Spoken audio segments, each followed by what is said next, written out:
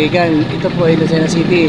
Dito po malimit ang biyahe ng Marinduque at Masbate, Romblon. Dito po mag-uumpisang bumiyahe ang mga barko ng Star Horse. So andito po tayo ngayon para i-survey ang mga barko na dumadating at mga aalis. Kaya abangan nyo ito mga amazing.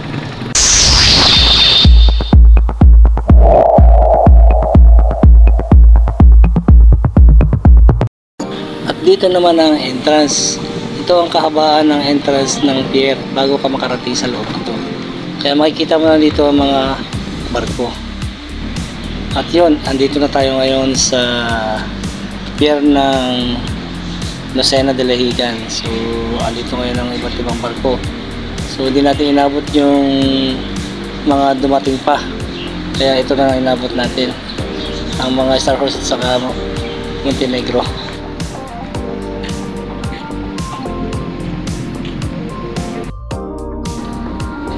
Amazing, andun ngayon ang Francia 11 sa fishing port. So pupuntahan nila ito mamaya. Dito siya nakatraka sa fishing port ngayon. Hindi ko alam kung bakit, pero pasyalan na nito mamaya. Amazing, andito tayo sa Port of Diligan, dito sa pier. Dito ang Montenegro. So dito naman Star Horse Shipping Lines. Peña Francia 5 siguro ang first trip. So loading na sila.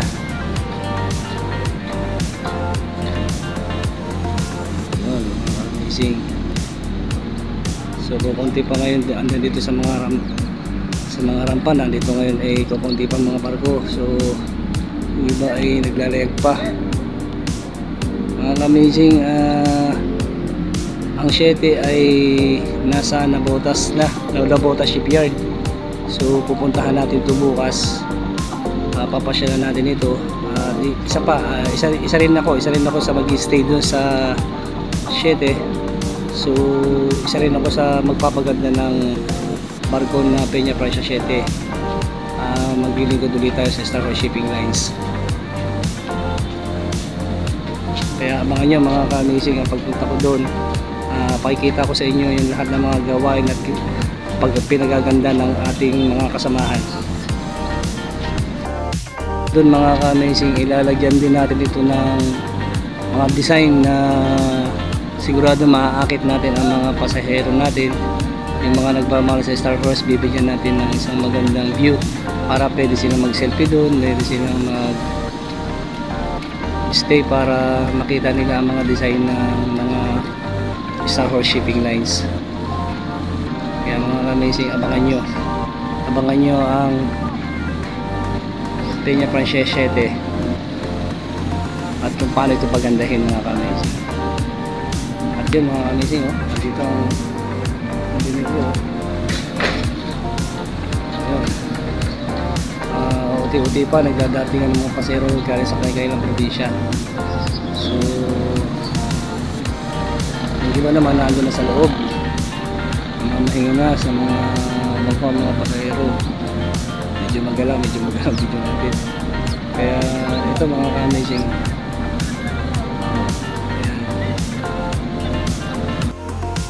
At yan, ito mga ka-amazing, nakikita na natin ang mga pasahero na mga nagpapahinga na sa kanilang mga upuan.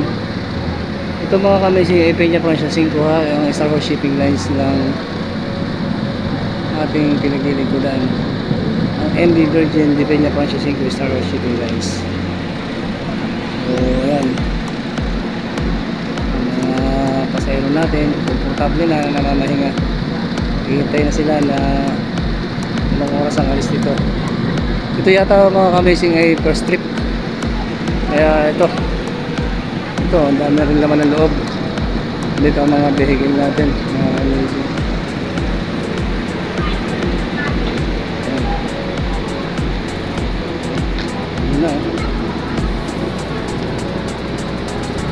Halos sa puro na ang loob ng ating sinasakayang Star Horse. So maya maya pa ito ay babiyahe na. So arrival na siya. And syempre dito naman na sa harapan Nakikita natin dito, naka-standby na ang mga crew ng Star Shipping Lines. So, namanobra nila yung mga sasakyan, nilalagyan nila ng safety para pagpasok ito sa loob ay ilalak na lang nila para hindi gumalaw ang ating mga sasakyan na ilalagay dito sa loob ng barko. Kaya itong mga crew ay nakadepende na rin, waiting sila for arrival na. Kasi pag oras na nag-horn na ang Peña Francia 5, so signal na yun para mag-horn na sila. And itong sasakyan naman, so isa na lang sasakyan, itong mini truck. So prepare na nila ito para maidiretso na nila. And after nyan, ito na, ready to na sila, ready to maneuver na sila. Kaya mga ka-amazing, kung isang halimbawa ko kayo ay bibiyahe, ganitong oras ay mayroong biyahe ng Marinduque, 7 AM ay pwede na kayo sumakay sa Peña Francia 5 na bumabiyahe papuntang Malanacan.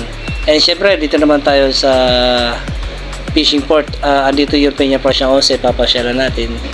So dito makikita naman natin kung gaano karami dito ang mga tao na fishing port. Ito ay syempre marami din dito mga nagtitinda ng isda. So yung mga bagsakan ng mga isda ay naandito sa fishing port. Iba't ibang klaseng isda rin na makikita natin dito mga amazing. Ngayon kung ikaw naman ay halimbawa ay galing ka sa biyahe, galing ka sa Marinduque, sa Masbate, sa Romblon, kung gusto mo naman magdala ng iyong mga pasalubong sa iyong mga kamag-anak na pupunta mo sa inyong lugar, ay pwede kang pumunta muna dito. Bibili ka ng styrofoam, bibili ka ng mga isda, kung ano mga gusto mo. So pwede mo ipasalubong yan dahil sariwa ang mga isda na makikita natin dito sa loob ng fishing port. At ito nga palang Peña Francia 11 ay ito natin pinuntahan dito sa fishing port. Kaya pala nakatraka ito dito ay papalitan ito ng transmission. So ibig sabihin palalakasin pa ang makina ng transmission ito. Kaya waiting sila dahil ang transmission ay manggagaling pa sa Korea na dadalhin dito para ipalit. Kaya kung halimbawa ay kayo po ay naghihintay sa Peña Francia 11, pagpasensya nyo na po at medyo delay po ang Peña Francia 11 ngayon dahil pinapalitan po ito ng transmission. Ay medyo matatagalan ng konti dahil ang transmission na ilalagay dito ay manggagaling pa sa Korea. Kaya mga ka-amazing, kung ikaw man ay mapakapasyal sa gusto mong puntahan, pwede naman ho, marami pang barko pa na biyaheng Romblon na pwede nyo sakyan, katulad ng GIS, ng 8. Yan po ang possible na pwede bumiyahe.